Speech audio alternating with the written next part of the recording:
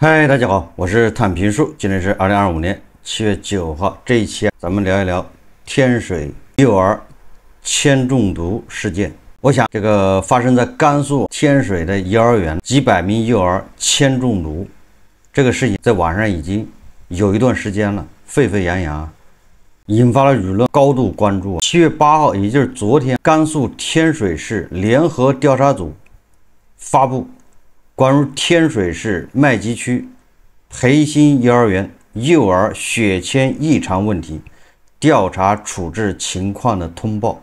我就这个通报我来聊一聊。在这之前我都没有谈这个事情，因为蹊跷的地方太多，信息也非常繁杂，没有一个权威的声音，各种检测报告，各种说法也是互相矛盾。所以昨天甘肃天水官方的通报出来，咱们在这个官方通报的基础上来聊一聊幼儿铅中毒这个事件。从这个通报来看，它是甘肃省委省政府组建省级工作专班赴天水市开展工作，由天水市成立公安、卫健、疾控、教育、市场监管等部门组成了联合调查组，开展流调溯源、人员检测、医疗救治、案件侦查等工作。同时，国家卫健委、教育部、国家市场监管总局、国家疾控局派出专门力量指导开展处置工作。所以说我个人认为，它这还是以天水市地方政府各个部门成立的是联合调查组，省里面派几个人去叫工作专班，国家的有关部门派一人去指导。按网友的说法，那就是自己检查自己。就这一份自己检查自己的通报，我们再看一看。第一个，它是涉事幼儿园情况。涉事幼儿园位于天水市麦积区鹤石小区，2022年6月取得办学资格证，8月下旬正式招生入园，性质为民办幼儿园，现就读幼儿251人，涉案人员朱某林，天水市麦积区人，为该幼儿园园长，法定代表人涉案人员李某芳，天水市麦积区人，为该幼儿园投资人。涉案人员李某芳投资管理还有渭北幼儿园、慈爱幼儿园、蒙迪爱幼儿园，均位于天水市麦积区。也就是说，这个叫李某芳的，他开了4个幼儿园，都在天水市麦积区。涉事幼儿园叫培新幼儿园，他这个园长、法定代表人叫朱某林。在通报的第二部分是介绍案件的来源，是7月1号18时52分，天水市麦积区市场监督管理局和公安分局接群众报案，培新幼儿园部分幼儿血铅浓度异常，两部门立即开展调查。随后，麦积区市场监管、教育、卫健、疾控、公安、生态环境等等成立联合工作组，对李某芳投资的4家幼儿园，当然也包括出事的幼儿园叫培新幼儿园，这4家幼儿园进行取样调查，组织专业机构对这个食品流样、原材料、餐具、水、幼儿用品、教学器具以及室外土壤环境等223份样品进行检测，也就是从4个幼儿园提取了223份这个样品。经过检测，221份样品检测合格，培新幼儿园2份样本检验不合格。哪2份样本？一个是早餐流样3色红枣发糕，一份为晚餐流样玉米卷肠包。这2份这个样品铅含量分别是1052毫克每千克，一个是1340毫克每千克，均超出食品安全国家标准中食品污染物限量0.5毫克每千克的标准。关于国家食品安全这个标准铅含量到底是多少，这个我也不太清楚，不知道有没有懂的人去查一查。他这个说的是食品安全国家标准中食品污染物限量0.5毫克每千克，他说的不是铅，他这说的是污染物。我在想，如果你要用西方的食品安全标准，那恐怕更吓人。按照我们的食品安全标准，它这个已经是2000多倍超标。玉米卷肠包那将近是3000倍。如果你要是按照美西方的这个标准，那恐怕是上万倍的超标。第三个说案件侦查情况，天水市麦积区公安分局根据溯源结果，7月3日对培新幼儿园园长、法定代表人朱某林、投资人李某芳以及8名相关涉案人员进行立案侦查。经侦查，朱某林、李某芳同意，也就是这一个是园长，一个是投资人，他们同意该园后厨人员通过网络平台购买彩绘颜料，稀释后用于部分食品制作。7月3日凌晨，公安部门将其藏匿的剩余颜料查获，经检验，查获颜料含铅，而且这个颜料包装明确标识不可食用。目前，公安机关以涉嫌生产有毒有害食品罪，将朱某林、李某芳等8人依法刑事拘留，对另外2人依法采取取保候审强制措施。也就是已经抓了8个人，这8个人从园长到投资人到后厨人员。第四个，血铅检测情况。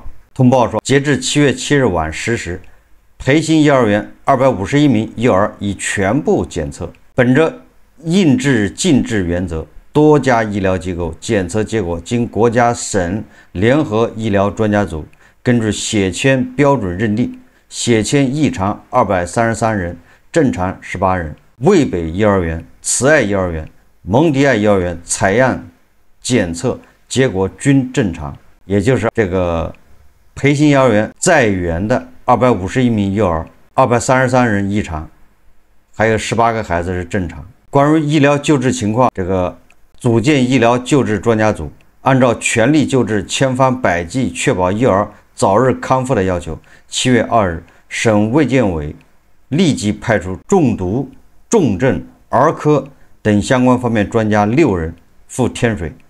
7月4日，国家卫健委、国家疾控局调派3名专家赴甘肃开展指导救治，同时组建由国家以及甘肃、陕西、湖南、重庆相关专家组组成的联合医疗救治专家组，开展医疗救治工作。这个最有意思的一句话，这个通报是天水市派出工作组赴西安，保障在陕西就诊幼儿的检测治疗工作。你看多贴心，家长带着他们从天水就直接去了西安。天水离西安很近，天水实际上就是挨着陕西啊，它跟西安之间就隔一个宝鸡。我记得出了陕西陇县啊，就宝鸡陇县那边就是天水了。西安市作为西北的中心，所以说它的地位可见一斑。这些家长带着孩子跑到西安去治疗，天水市这么贴心，派出工作组到西安去，保障在陕西就诊幼儿的治疗检测工作，让人感动。下面讲的是怎么治疗了，是抽调25名心理医生、25名教师、25名社区工作组成心理疏导团队，1对1、面对面开展幼儿心理辅导和情绪安抚工作，最大限度降低血铅异常对幼儿身心健康影响。第三个是全面做好就医保障，它是要尽最大努力整合优质医疗资源，全力为幼儿提供医疗保障。省卫生健康委确定甘肃省人民医院、甘肃省妇幼保健院为省级定点救治医院，天水市确定天水市第2人民医院为市级定点救治医院，对有赴外省就医意愿的幼儿家庭开通绿色通道，提供转诊服务等保障。截至目前，已有201名患儿入院治疗。通报说，期间陕西省委、省政府给予大力支持，省卫生健康部门调动医疗资源力量，对赴西安幼儿开展了积极有效检测和治疗。说下一步，我们将对所有患儿开展免费医疗救治，逐人建立血铅浓度检测健康管理台站，持续做好1对1医疗服务保障，确保每一名患儿早日康复。最后，这个通报说，此次事件对麦集区培新幼儿园幼儿及家长造成了身心伤害，我们十分痛心，我们将深刻汲取教训，举一反三，全面排查，全面整治，坚决守护好人民群众身心健康的和生命安全。对监管失职、渎职的人员，纪检监察机关已启动调查程序，将依规依纪依法严肃追责问责。对事件，我们正在进一步调查。官方的通报不仅他成立了调查组，让人感觉自己查自己。他这个份通报里面有一些问题，他是能说得更清楚，但是他不说，导致大家对这个通报也产生更多的疑问，也就是咱们所说的叫公信力下降，也就是什么塔西佗陷阱。你比如说，我就随便提几个问题啊，就他的通报，首先一个就是犯罪动机，你任何犯罪都有动机。这个通报说，这个园长朱某林、投资人李某芳同意该园后厨人员通过网络平台购买彩绘颜料，稀释后用于部分食品制作。这似乎是这个幼儿园的后厨人员向这个园长和投资人打报告，说我们要买这个彩绘的原料来做食品，这样食品是不是更好看，颜色更鲜艳，小孩喜欢了五颜六色的食物。那他这么做目的是什么？如果说这个是投资人和园长想以此来吸引更多的小孩来这儿入园创收，那么应该是朱某林和李某芳指示这个后厨人员这么做，怎么还有后厨人员主动的向园长、投资人请示，经他们同意，他去网上电商平台通过网购绘颜料，这个颜料还不是那种普通的彩绘颜料，它铅含量也没那么高，有人推测这很有可能是工业级的这种彩绘颜料。也就是说，这个幼儿园的园长，这个投资人，他何德何能，他能把这个员工的积极性发挥的这么高吗？就是后厨人员主动的向他报告请示，说我们买这种颜料，这样一做，这个食物就好看，好看那小孩就喜欢，这个小孩的家长，小孩再发一发朋友圈，老师再发一发朋友圈，这就能招到更多的小孩。反正从我的角度来看，我不合常理，这个还得有关部门把这个还得捋清楚，不合逻辑。做这件事情获益的谁得利谁主张，那获利的是朱某林和李某芳，这个后厨人员他能获什么利？孩子多了，他奖金能多发一点是吗？一个幼儿园251名孩子已经够不少了。第二个，他这个通告里没有说后厨人员用彩绘颜料做食物从哪天开始的，你人都抓住了，你这个不通报吗？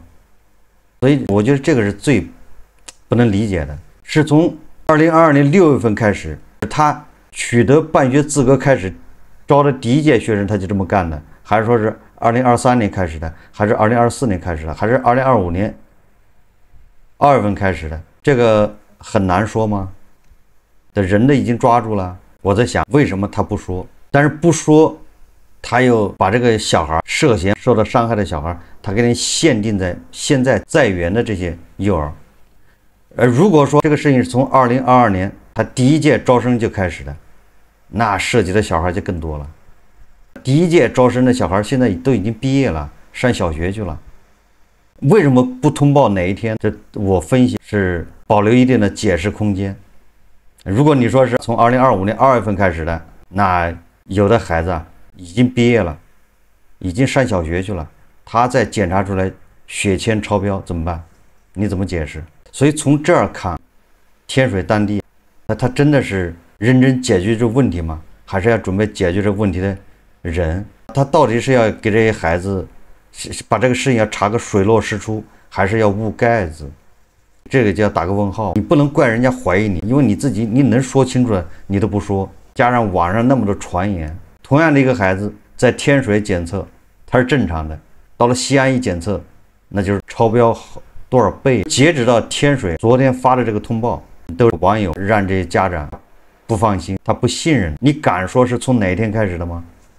一个谎言要用10几个谎言去掩盖，是吧？最后就会漏洞百出。他只说7月3号留样的2个食品超标，这个违法犯罪行为，这个投毒行为到底从哪天开始的？这个难吗？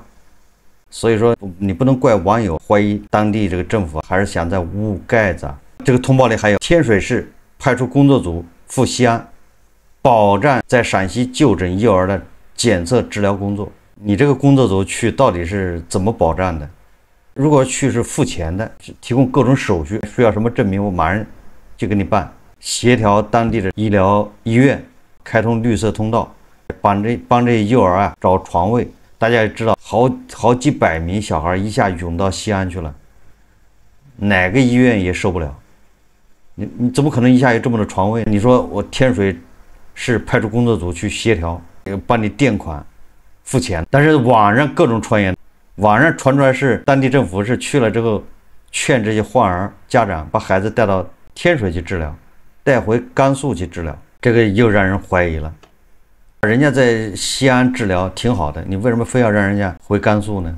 便于控制吗？还是便于治疗？这个甘肃天水出现铅中毒，巧了，这还不是第一次。有网友翻出来，2006年4月份，也就是19年前，天水就发生过铅中毒事件。2006年的4月15日，央视第12套节目报道甘肃天水市麦集区，而且还是同一个区，都是麦集区甘泉镇吴家河村200多名村民铅超标事件。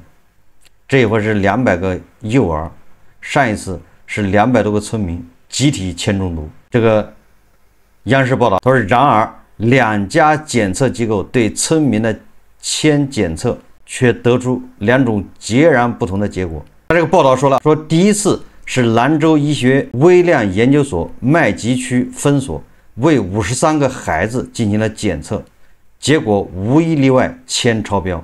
麦集区政府有关部门认为这个检测结果不具有权威性，政府不予认可，就邀请天水市疾病预防控制中心重新检测。于是吴家河村3到16岁的50名儿童参加了尿铅检测，结果与兰研所的结论截然不同。除1名儿童达到临界值外，其余49名儿童尿铅检测正常。同一内容2种不同结果，村民深表疑惑，就远赴西安市中心医院职业病检测。你看，19年前也是去西安中心医院，19年后还是去西安中心医院，当时检测200余人，共有211人铅含量严重超标，其中68人被初步确定为铅中毒。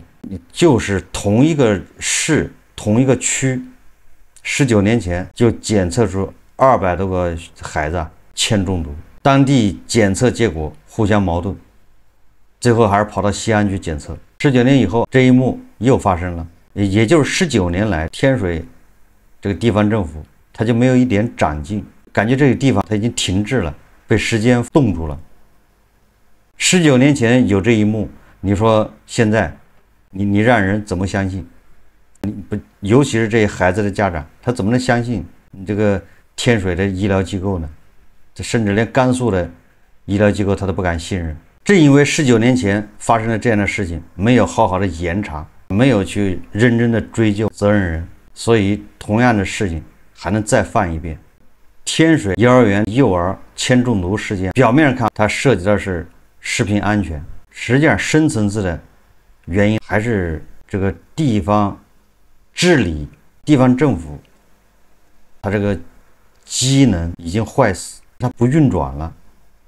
正因为这样，才会出现这么恶劣的事件。用工业原料、涂料居然加到食品里面，但凡有一个环节起作用，它这个事情就长不了。比如教育局不是要求所有的学校要留餐吗？留样品，供他们定期检测。很显然，天水这个幼儿园他不是第一次干这事了，他也不是干了短时间，1天。有一个患儿被家长带到上海哪个医院去检查去了。这个上海的专家根据这个患儿的牙龈出现线，他推测这个至少持续了3个月。如果不是持续3个月，它不可能牙龈会出现什么中毒迹象。那这3个月里面，天水政府的运行机制，它是不是就出了问题？3个月里面，你只要有一次检测一下它那个流的样品、吃的东西，你就能检测到是超标。这是叫犯罪行为一直在持续，但是没人管，大家都是在糊弄你，糊弄我，我糊弄你。我记得湖南长沙不有一个楼房吗？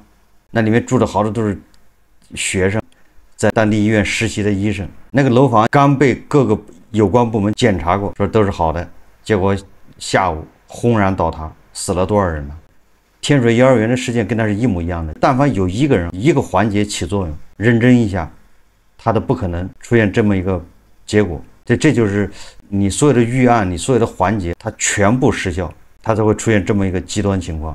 那事发以后，危机爆发是认真的去处理、去善后、去反省，还是掩盖？检测结果啊，检测数据居然还能互相矛盾，这个至少说明他没打算认真解决问题，还是想捂盖子啊。一环溃烂，每一个环节的失效都精准踩中，叫低成本违法，高收益掩盖，这是一种制度缺陷。实际上，社会针对幼儿的这种戕害啊，这不是第一次啊，应该是20年前大头娃娃、三鹿奶粉，大家可以去百度搜一下，咱们什么事干不出来？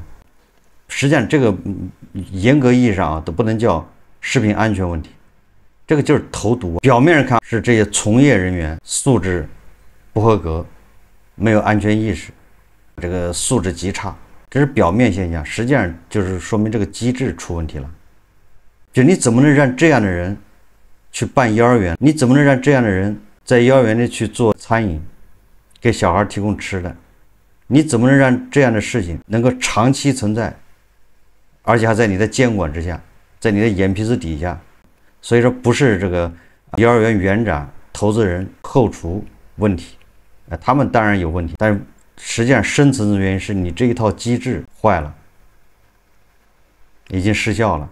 20年前有大头娃娃，20年后有铅中毒。如果这一套机制不改，那这样的事情是不会杜绝的，还会再来一次。你看天水就这样，19年前已经200多个小孩已经铅中毒了，19年以后还来一次，这个打的是谁的脸？我们再仔细想一想，难道只有幼儿园会有这样的事吗？各行各业都差不多，都是叫金玉其表，败絮其中。这么说似乎有点极端，但实际上不极端。我不知道大家有没有发现啊，咱们这个地方它比较神奇在什么地方？就是它那个伟大的工程，大国重器，各种拿到世界上去比，按照这个专家说的，也是很多地方是遥遥领先，甚至清产是遥遥领先。但同时又有各种丑恶现象，你比如说这个铅中毒，你比如说大头娃娃，你比如说倒塌的桥，你比如说各种食品安全，就是这些在美西方，在别的国家都不叫事的事，但是在我们这儿，这2种现象并存，就是清产是遥遥领先和各种丑恶落后，它并存，这就是我们这个社会一个现象。造成这个现象的原因是什么？原因就是领导重视。只要领导重视，什么事都不是事。你就是说食品安全，食品安全那是对韭菜而言，你有食品安全的问题，但是对权贵、对天龙人，他就没有食品安全的问题。所以你要说我们解决不了食品安全的问题，你这说法不准确。大国重器，伟大的工程，为什么能够遥遥领先呢？那是因为涉及到面子，领导重视。也就是一个社会运转，它不是靠一套机制，不是靠制度，而是靠重视。这恰恰反映的就是人治缺少法治，这是人治，强调的还是我们过去的那一套，希望一个清官，最后是希望一个好皇帝。归根结底就是这个原因。最后我再说说，我们经常有年轻人动不动就说什么北上广不好，我要回到这个小地方，生活成本低，没有压力，也挺好。对这个都是持否定意见。如果你还有下一代，你一定要想办法离开贫穷落后的地方，就想尽一切办法去这个发达的地方。当然，如果你说我没有后代，我也不打算要，那随便。如果你有后代，你想尽一切办法，绞尽脑汁的想办法，尽量去更发达的地方。比如说国内，那你就得去上海，深圳。为什么发达是有它发达的原因的？你不要老说什么乱七八糟的，人家是垄断的事情，你也想办法去这地方，因为这地方不管怎么说，这地方要脸。也相比较其他地方，如果这个事情发生在长三角、珠三角，那地方政府处理的方式跟天水又不一样。换种说法，咱们说的比较现实一点、残忍一点，你享受在这些地方的低成本、低压力这种状态，那你就得忍受在天水这儿什么中毒之后，它不解决问题，它解决人，这个就是你在那儿的代价。落后一定是有原因的，它没有什么规则。越发达的地方，它越显得有规则，至少它有规章制度。它显得要文明一点，有说理的地方。地方政府用俗话说就是还要点脸，所以说很多人动不动叫逃离北上广。如果你选择逃离北上广，你去那些地方，你貌似压力小、轻松的地方，那你就得同时承受这种种种的叫无法无天。甘蔗不能两头甜。我说的是现实社会，你要说是理想状态，那是有这种可能理想状态，但是你理想状态要50年、100年。对吧？你看你能不能坚持到那个时候？所以当我遇到天水这种铅中毒这种事件的时候，我的第一反应就要离开这个地方，就是惹不起我躲得起，对吧？要么你就不要后代，对吧？你要了后代，你就得负责。负责是什么意思啊？你得想办法离开，对吧？尽自己一切可能。你去不了北京，去不了上海，那你去广州、珠三角、长三角，对吧？打工、拧螺丝、送外卖、开网约车都能活。你不要指望着他能改变。你要改变自己，这就是我的这个观点，对吧？他19年前就是这样，过了19年他还是这样，你指望他改变？你有多少个19年啊？这就是我对这个天水这个幼儿铅中毒事件的一个看法，一个结论。与其等着别人改变，你不如改变自己。现在除了北京和上海，其他地方已经没有户口限制了，允许你自由流动。你不流动，你能赖谁呢？对吧？有条件的还是润出去的也可以。好，这期节目我们就聊到这里，感谢大家收看。如果喜欢我的节目，欢迎订阅转发，也可以在下方留言评论，谢谢大家。